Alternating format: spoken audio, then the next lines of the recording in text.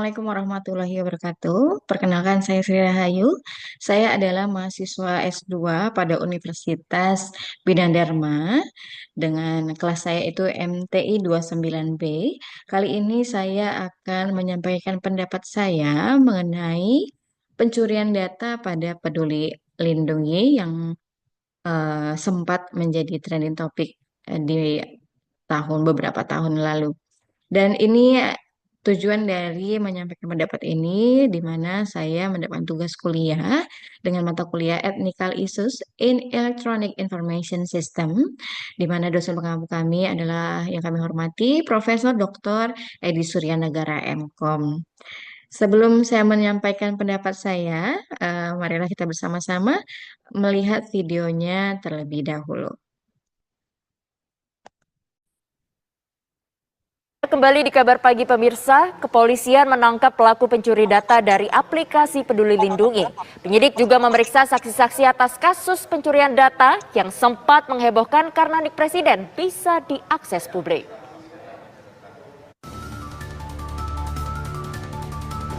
Belakangan ini viral di media sosial nomor induk Presiden Republik Indonesia Joko Widodo bisa diakses oleh publik dalam situs pedulilindungi.id.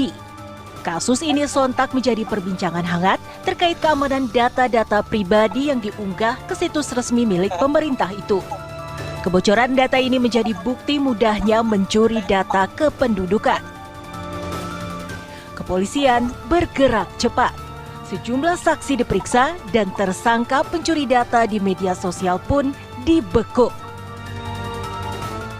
Kronologis singkat, tim penyidik sedang mendalami 93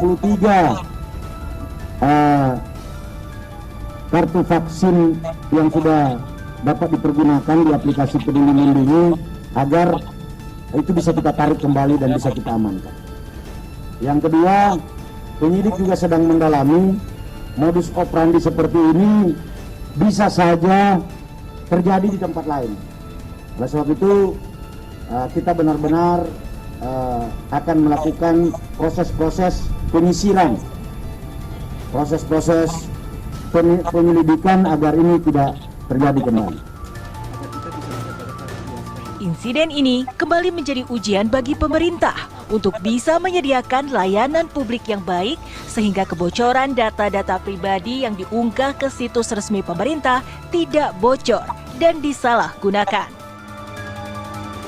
Dari Jakarta, tim TV One mengabarkan. Baiklah.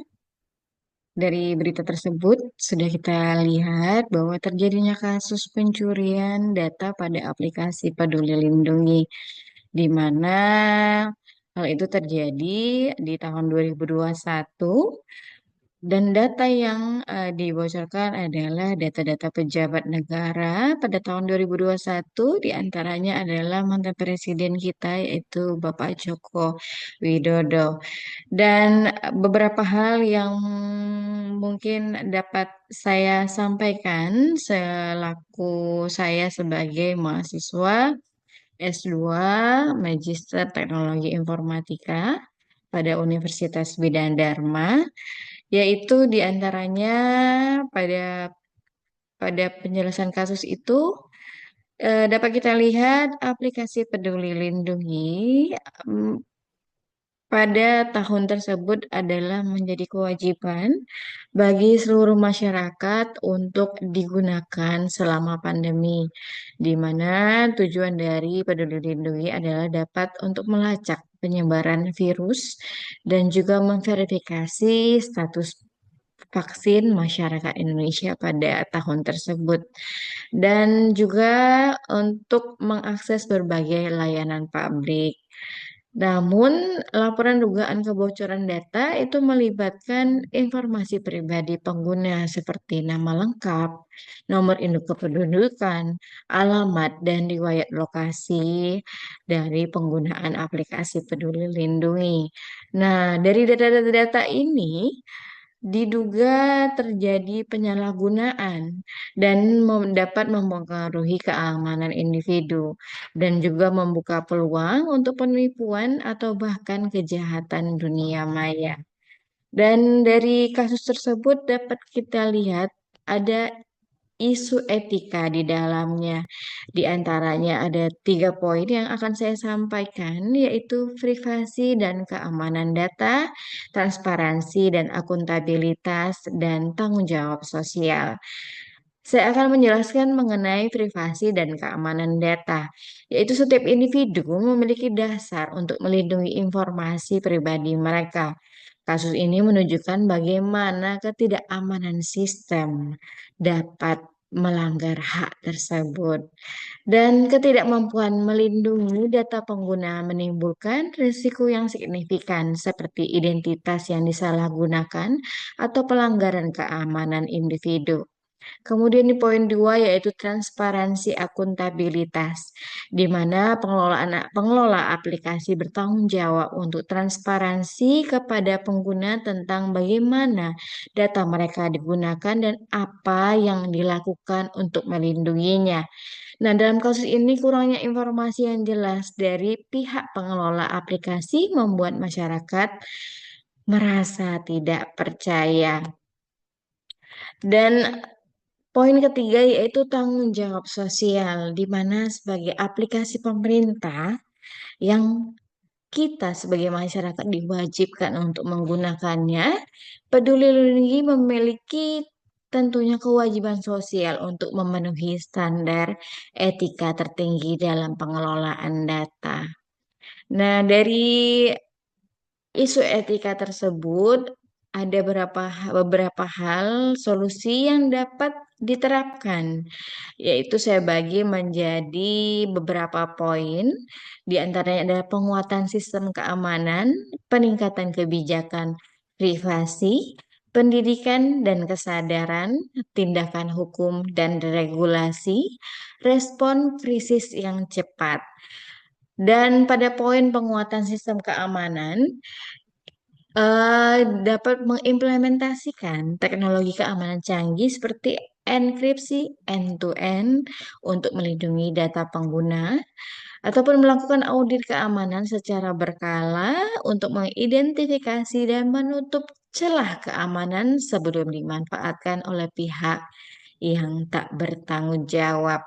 Dan pada peningkatan kebijakan privasi, di mana kita menjadi membagi dua, yaitu memastikan bahwa kebijakan privasi aplikasi jelas, transparan, dan mudah dipahami oleh pengguna.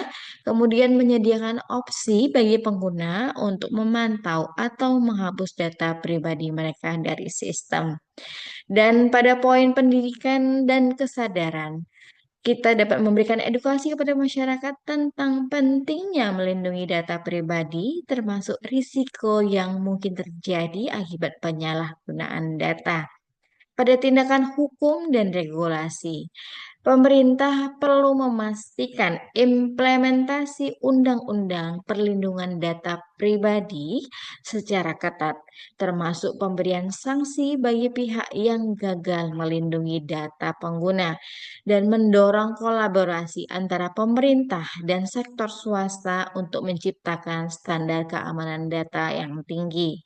Dan terakhir, pada respon krisis yang cepat, jika terjadi kebocoran data, pengelola harus segera menginformasikan kepada pengguna dan menjelaskan langkah mitigasi yang bisa diambil dan memberikan panduan tentang tindakan preventif yang bisa dilakukan pengguna seperti itu. Dan dari video tersebut sebagai penutup, dari kasus pencurian data aplikasi Peduli Lindungi adalah pengingat penting tentang bagaimana pengelola sistem informasi yang buruk dapat merugikan masyarakat. Namun kasus ini juga menjadi peluang bagi kita untuk belajar dan memperbaiki sistem di masa depan. Dengan mengutamakan keamanan data, transparansi, dan tanggung jawab sosial, kita dapat membangun sistem informasi yang lebih etis dan dapat dipercaya. Marilah bersama-sama kita ciptakan budaya keamanan informasi yang lebih baik demi melindungi hak-hak digital kita sebagai masyarakat modern. Demikian itu beberapa pendapat yang dapat saya sampaikan mengenai kasus pencurian data Peduli Lindungi. Saya akhiri, wabillahi taufik walhidayah, wassalamualaikum warahmatullahi wabarakatuh.